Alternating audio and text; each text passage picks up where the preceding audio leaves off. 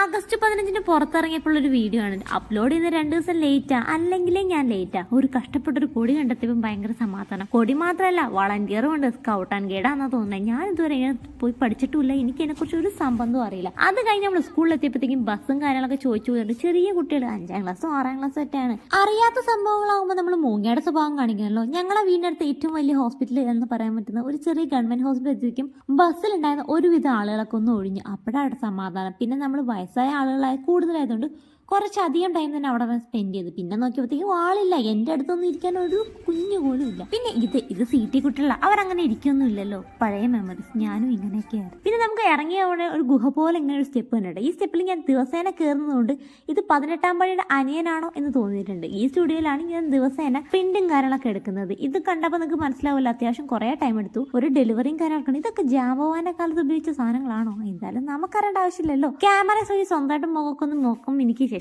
അടുത്ത പ്രിന്റിംഗ് ഷോപ്പിലേക്ക് പോയിട്ടായിരുന്നു. പിന്നെ അത് കഴിഞ്ഞിട്ട് അമ്മയുടെ ഒരു പ്രിന്റും കാര്യങ്ങളൊക്കെ എടുത്തപ്പോഴത്തേക്കും ലേറ്റായി, ബസ് മിസ്സായി. എനിക്കറിയാലോ, ഞാൻ വരുന്ന അത് അങ്ങനെയേ വരുള്ളൂ. പിന്നെ നമ്മൾ അവിടെ അടുത്ത് ഒരു ഫ്രണ്ട്ലി അറ്റാച്ച്ഡ് ആയിട്ടുള്ള ചെയർ പോലെ കണ്ടുപോകും. പറയാലോ, വിശന്നിരിക്കുക. ഇത് വെച്ചങ്ങ് അഡ്ജസ്റ്റ്. അപ്പൊ ഇത്ര എടുത്തുള്ളൂ. Thanks for watching.